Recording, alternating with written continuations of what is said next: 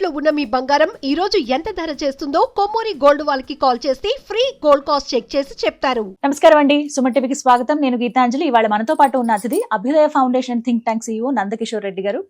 ఎన్నో అద్భుతమైన దేవాలయాల గురించి మనకు చెబుతూ ఉన్నారు. ఇందులో భాగంగా ప్రతి సమస్య అండి నాకే చాలా ఆశ్చర్యం అనిపించింది. కొంతమంది డౌట్స్ అడుగుతూ ఉంటే ఈ ప్రాబ్లం మేము చాలా ఏళ్ళుగా ఫేస్ చేస్తున్నామా, దీనికి ఏమైనా దేవాలయం ఉందా అని బయట ఎప్పుడైనా కనిపించినప్పుడు కామెంట్స్ లోనో ఇలా అడుగుతూ ఉంటారు. బాధ అనిపిస్తుంది. కానీ ప్రతి దానికి కూడా దేవాలయం ఉందనేది అక్కడ ధైర్యం అనిపిస్తుంది. నందకిషోర్ గారితో మాట్లాడినప్పుడు ఏ సమస్య అయినా కానీ దేవాలయం ఉందండి, మన శాస్త్రం చెబుతోంది, ప్రత్యేకించి మన పెద్దలు చెప్పారు. అవన్నీ కూడా మరుగున పడిపోయాయి. మన దాకా రానివి ఏవైతే ఉన్నాయో అవి ఇప్పుడు మళ్ళీ మనం నందకిషోర్ రెడ్డి గారి ద్వారా తెలుసుకుంటూ ఉన్నాము. ఇందులో భాగంగా మీరు అడిగిన డౌట్లే ఇవాళ ఒక ముఖ్యమైన దేవాలయం గురించి చెప్తానన్నారు. అయితే ఈ ఎపిసోడ్ చూసే ముందు మీరు ఎపిసోడ్ ఒకటి చూడాల్సి ఉంటుందండి. నేను మీకు డిస్క్రిప్షన్లో జస్ట్ ఒక చిన్న వాటికి సంబంధించిన లింక్ కూడా అందిస్తాను. ఈ దేవాలయం రెండు లింకప్ ఉన్నటువంటి దేవాలయాలు అనమాట.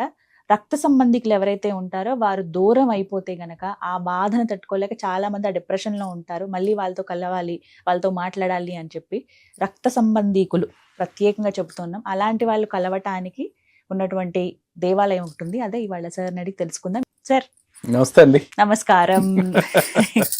వెయిట్ చేస్తున్నాము ఎందుకంటే మీరు అలా సస్పెన్స్ లో పెట్టేశారు ఇంకో దేవాలయం కూడా ఉంది అని చెప్పి.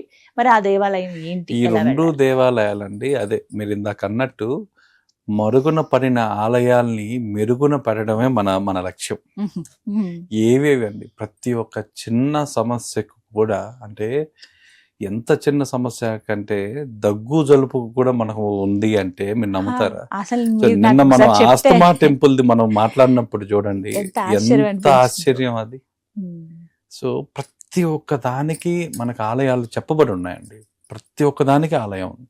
అలాగే ఏదో ఒక వివాదం ద్వారా వాళ్ళ అందరూ రక్త సంబంధికులు విడిపోయినప్పుడు, కుటుంబ కలహాలతో విడిపోయినప్పుడు వాళ్ళు మనం ఇందాక చెప్పిన అమ్మవారి టెంపుల్తో పాటు చాముండి గారి టెంపుల్తో పాటు ఇంకొక టెంపుల్ వచ్చేసరికి ఇది వచ్చి పలయ శ్రీకంఠేశ్వర మహాదేవ ఆలయం. సో కోపాన్ని బయట విసరకుండా దాన్ని జ్ఞానంగా మార్చే ఆలయం ఏదన్నా ఉంది అంటే ఈ శివతత్వంలో ఉందండి. మీ కోపాన్ని, ఎంత పెద్ద కోపాన్నైనా కట్ చేయగలరు. అంటే కుటుంబ కలహాలు, దాంపత్య విభేదాలు, బంధువులతో కూడా, రక్త సంబంధికులకే కాదు ఈ ఆలయం, బంధువులతో కూడా, బంధువులతో దూరమైన సంబంధాలు కూడా. అంటే ఇక్కడ కేరళలో ఎక్కువ చెప్పాలంటే అత్త కోడలు గొడవ అయితే ఫస్ట్ వచ్చే టెంపుల్ ఏదైనా ఉందంటే ఈ టెంపులే అండి. అవునా సార్? అంటే మనం మామూలుగా అక్కడ వాళ్ళు స్థానిక సాంప్రదాయం ప్రకారం అక్కడ వాళ్ళు ఏదన్నా కొంచెం ఎడబాటు ఏదన్నా వచ్చింది అంటే ఒక వారం రోజులకు కూడా ఇంకా ప్యాచప్ కాలేదు అంటే నెక్స్ట్ ఈ టెంపుల్కి వచ్చి అది చేసుకువెళ్తారండి. అంత విశేషం. సో ఈ క్షేత్రం శతాబ్దాల నాటి కేరళ దేవాలయ సాంప్రదాయానికి చెందింది. తిరువితాంకూరు రాజవంశ కాలంలో ఆలయం అభివృద్ధి చెందింది. సో తర్వాత ఆలయం అంతా కేరళ శైలిలో ఉంటుంది. శ్రీకంఠేశ్వరుడు పేరులోని ఇదేంటి అంటే మీకు ఆ విషాన్ని, ఆ కోపాన్ని ఆయన మింగాడు కాబట్టి దాన్ని జ్ఞానంగా మార్చి ఇవ్వడం. ఆ తర్వాత దీనికి అర్థం ఏంటంటే కోపాన్ని నియంత్రించడం, ఆ రూపానికి ఉన్న భావం, బాధను జ్ఞానంగా మార్చడం, కుటుంబాన్ని కాపాడడం, ఆ తర్వాత త్యాగం ద్వారా ఐక్యతను నిలబెట్టడం. మళ్ళీ రిపీట్ చేస్తున్నాడు, చాలా ఇంపార్టెంట్ ఈయన తత్వంలో. ఈయన ఏం చేస్తాడా, నాకు ఈ గుడికొస్తే అని అడిగితే మీరు కోపాన్ని నియంత్రిస్తాడు. ఫస్ట్ బాధను, మీరు ఏదైతే బాధ ఉందో దాన్ని జ్ఞానంగా మారుస్తాడు. మీ కుటుంబాన్ని కాపాడుతాడు. ఎక్కడో సెపరేట్ అయిన కుటుంబాన్ని తిరిగి కలుపుతాడు. ఒక త్యాగం, ఒక సాక్రిఫైస్ ద్వారా ఐక్యతను నిలబెడతాడండి ఇతను. ఆ తర్వాత అందుకే ఇది ఎప్పుడు కూడా మీకు కుటుంబ శాంతి కోసం మీరంటూ వెళ్ళాల్సిన ఆలయం ఏదన్నా ఉంది అంటే, ఇప్పుడు ఉన్న ప్రతి ఒక్క కుటుంబంలో ప్రతి ఒక్కరితో ఏదో ఒక అశాంతి, ఏదో ఒకరితో గొడవ. ఇది ఇప్పుడు దాదాపు ఎంతమంది జనాభా ఉంటే అంతమంది వెళ్ళాల్సిన ఆలయాలండి. ఆ కుటుంబ శాంతి అనేది ఇతను మార్చిస్తాడు. ఇతను చాలా మార్చిస్తాడు. ఆ తర్వాత ఇంకా చంద్రదోషం ఉన్నవాళ్ళు, శని ప్రభావం ఉండేవాళ్ళు, కుటుంబ కలహాలు, శాంతి ప్రార్థనలు కూడా ఇక్కడ చేస్తారు. సో మానసిక అస్థిరత, మెంటల్ ఇన్స్టేబుల్గా ఉండే వాళ్ళందరూ కూడా ఇక్కడికి వెళ్ళి ఆయన దగ్గర 16 నుంచి 18 నిమిషాలు కూర్చోవడం అండి. ఇక్కడ ప్రత్యేకమైన పూజలు నన్ను ఏమన్నా అడిగితే నేను ఏం చెప్తాను అంటే 18 మినిట్స్ ఇక్కడ కూర్చొని మీరు ఓం నమః శివాయ మంత్రం ఉచ్చరించడం వల్ల ఆటోమేటిక్గా జరగాల్సిందంతా జరుగుతుందండి. అంత పవర్ఫుల్ ప్లేస్ ఇది. సో ఇక్కడ ఎనర్జీ పాయింట్స్ వచ్చేసరికి గర్భగృహం ముందు అక్కడ కూర్చోవడం అనేది వెరీ ఇంపార్టెంట్. 16 to 18 మినిట్స్ అనేది వెరీ ఇంపార్టెంట్. మాకు పూజలు దొరకలేదు, అవి ఏమీ దొరకలేదు అన్న వాళ్ళందరూ కూడా ఓం నమః శివాయ మంత్రాన్ని 108 సార్లు, 1008 సార్లు, వీలైతే 10,000 సార్లు కూడా చేస్తారండి. అక్కడ వాళ్ళు అయితే 3 రోజులు 4 రోజులు ఆ 10,000 అనేది చాలా క్లియర్గా చేస్తుంటారండి. సో స్పెసిఫిక్గా కుటుంబ సభ్యులు మళ్ళీ కలవడానికి చేసే పూజల్లో తల్లి తండ్రులు కొడుకుల మధ్య, దాంపత్య జంటలు లేదా అన్నాదమ్ముళ్ళు, అక్కా చెల్లెళ్ళ మధ్య విభేదాలు ఉన్నప్పుడు వీళ్ళు పర్టికులర్గా ఈ ఆలయానికి వచ్చి చేసుకోవాల్సిన పూజలు ఏమైనా ఉన్నాయి అంటే ఫస్ట్ రుద్రాభిషేకం చేసుకోవాలండి. ఆ తర్వాత మృత్యుంజయ హోమం చేయాలి. ఆ తర్వాత గణపతి హోమం, గణపతి అంటే విఘ్న నివారణ సంకల్పంతో చేయాలి వాళ్ళు. ఆ తర్వాత ఉమామహేశ్వర అర్చన. ఈ ఉమామహేశ్వరది మనం ఇంత మునుపు చెప్పండి దంపత పూజ, దంపతుల మధ్య ఉండేదానికి ఈ ఉమామహేశ్వర పూజ అనేది చేయాలి. ఆ తర్వాత బిల్వార్చన చేయాలి. ఈ పూజ సమయంలో అందరూ రాలేకపోతే ఆ కుటుంబ సభ్యులందరి పేర్లు చదివి వాళ్ళ నక్షత్రాలు చదివి చేయడం అనేది సరిపోతుందండి ఇక్కడ.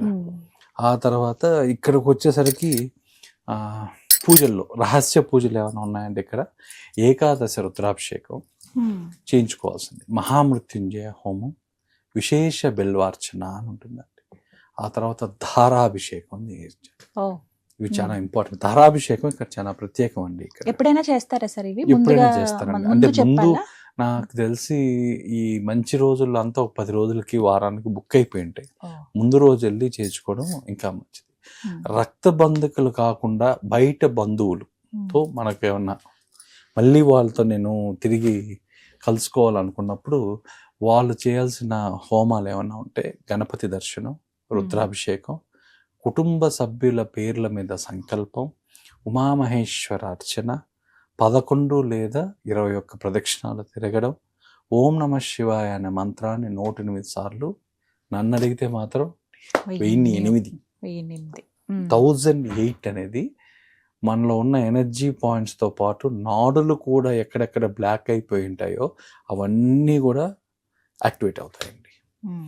సాధ్యమైతే కుటుంబ సభ్యులతో నిజాయితీగా సంభాషణ ప్రారంభించడం. అంటే ఈ పూజలన్నీ చేసి మీరు అవతల పక్కలతో టెంపుల్లో కూర్చొని ఫోన్లో మాట్లాడచ్చు. అబ్బో, మీకు అక్కడికక్కడే, మీకు ఎక్కడ మీకు వేరే దగ్గర కాదండి, అక్కడికక్కడ. సో రోజులు వచ్చేసరికి సోమవారం, ఆ తర్వాత ఎప్పుడైనా ప్రదోషకాలం, ఆ తర్వాత మహాశివరాత్రి, ఆ తర్వాత కార్తీక మాసం, ఆ తర్వాత మాస శివరాత్రి. ఈ రోజుల్లో విశేషమైన పూజలు కూడా ఉంటాయి కాబట్టి ప్రతి ఒక్కరూ కూడా ఇక్కడికి వస్తారండి. దీంట్లో ఇంకొక ప్యాటర్న్ ఉంది. ఆ ప్యాటర్న్ ఏంటంటే ఎవరైనా రక్త సంబంధికులు కానీ బంధువులు కానీ మళ్ళీ విడిపోయిన వాళ్ళు తిరిగి కలవాలనుకున్న వాళ్ళు ఇక్కడే ఒక యాత్రలాగా చేయాలండి. వీళ్ళకి ఒక యాత్ర ఏంది అంటే ఫస్ట్ కుటుంబ ఐక్యత కోసం ఈ 3 ఆలయాలు ఖచ్చితంగా సాంప్రదాయకంగా శాస్త్రోక్తంగా ఈ 3 చూడాలండి వాళ్ళు. ఫస్ట్ది వచ్చేసరికి మనం చెప్పింది కరిక్కాకోం శ్రీ చాముండీదేవి ఆలయం, ధర్మరక్షణ కుటుంబ శాంతి కోసం ప్రార్థన. 2వ ఆలయం పలయ శ్రీకంఠేశ్వర మహాదేవ ఆలయం, కోపం అహంకారం తగ్గి బంధాలు పునరుద్ధరించాలని మళ్ళీ సంకల్పం చేయడం. ఈ 2 చేసిన తర్వాత 3వ ఆలయానికి ఎక్కడ వెళ్ళాలి అంటే శ్రీ అనంత పద్మనాభ స్వామి ఆలయం. కుటుంబ శాంతి, ఐశ్వర్యం, స్థిరత్వం కోసం ప్రార్థన. ఇక్కడ ఖచ్చితంగా మీరు చేయించవలసిన ఏదైనా ఉంది అని అనంత పద్మనాభ స్వామి టెంపుల్లో అర్చన చేయించాలండి. కుటుంబ సభ్యులైతే పేరు నామ నక్షత్రాలతో చేయించాలి. బంధువులతో మీకు విరోధం ఉన్న వాళ్ళు వాళ్ళ పేర్లు కూడా చెప్పి అర్చన చేయిస్తే ఆ ప్యాటర్న్, ఆ యాత్ర అనేది సంపూర్ణం, పరిపూర్ణం అవుతుంది. ఇది శాస్త్ర సంబంధంగా చెప్పిందండి. ఇది ఏదో వేరేది కాదు, శాస్త్ర సంబంధంగా మనం చెప్పే శాస్త్రాధికారికంగా చెప్తున్నాం. ఈ 3 టెంపుల్స్ తిరగడం వల్ల విడిపోయిన బంధాలు, పోగొట్టుకున్న బంధువులు, ఈ అందరూ కూడా మళ్ళీ తిరిగి ఒక ప్రదేశానికి చేర్చగలిగిన ఆలయాలు ఏమైనా ఉన్నాయంటే ఈ 3 ఆలయాలు. అద్భుతం. ఈ 3 ఖచ్చితంగా ఒక యాత్రలా ఒక చేసుకుంటే యాత్ర మంచిది. ఇవన్నీ కూడా మళ్ళీ పెద్ద దూరం కాదండి. ఆ. మీరు తిరువనంతపురం సెంట్రల్ చేసుకుంటే ఈ 3 టెంపుల్స్ తిరగడానికి కూడా మీకు 40 నుంచి 50 కిలోమీటర్ల దూరం అంతే. అంత దూరంలో ఉంటాయి. మీరు తిరువనంతపురం రైల్వే స్టేషన్ కానీ, తిరువనంతపురం ఎయిర్పోర్ట్ కానీ ఏదైనా ఈ 3 ఆలయాలతో పాటు ఇంకా మీరు చూడాలనుకుంటే దంపతులకైతే మహాదేవ ఆలయం అని చెప్పామండి తిరువనంతపురంలో. అక్కడికి వెళ్ళి దంపతి పూజ చేయించుకోవాలన్నా, మీరు చెప్పింది మనం చెప్పిన దాంట్లో ఇంకొక దాంట్లో వైతమానిది టెంపుల్ ఒకటి చెప్పామండి. వైతమానిది. ఎవరన్నా అప్పులు అయిపోయి దాంట్లో నుంచి మళ్ళీ బయట రావాలన్నా, పోగొట్టుకున్న సంపదన తిరిగి పొందాలి అంటే వైతమానిది. ఈ వైతమానిది కూడా ఇక్కడ నుంచి ఒక 30 నుంచి 40 కిలోమీటర్లు అండి. సో ఒక యాత్ర మీరు ఈ కుటుంబ చేయొచ్చు. యాత్ర చేసి ఒక పక్క ఆ వైతమానిది స్వామిని కూడా దర్శించుకొని ఆ తర్వాత అనంత పద్మనాభ స్వామిని కూడా దర్శించుకొని రావచ్చు. ఈ విధంగా ఈ ఈ విధంగా ఈ యాత్ర ముగించవచ్చు. ఇది కేవలం పోగొట్టుకున్న బంధాలు తిరిగి రాబట్టుకోవడానికి చేసే యాత్ర. అక్కడ వరకు మాత్రమే. కానీ చాలా ముఖ్యమైనది, చాలా మంది అడిగినది, ఎంతో మందికి అవసరమైనది కూడా కదా సార్. ఎంతో మంది కదండి, అందరికీ అవసరమైనది.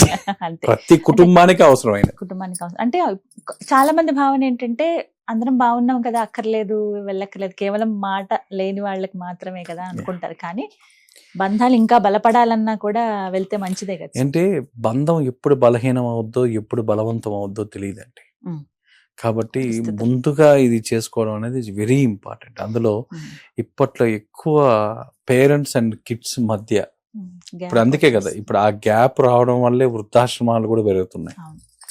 ఆ గ్యాప్ను ముందుగానే మనం గుర్తించి మనం ఒక ప్రివెంటివ్ మెజర్స్ లాగా ఇది తీసుకుంటే రేపు ఫ్యూచర్లో ఎలాంటి అనర్థాలు జరగకుండా ఉంటాయండి. ఎందుకంటే ఇప్పుడున్న మాయలో ఎవరికైనా సరే బంధం శాశ్వతం కాదనే కాడికి వచ్చేసారు.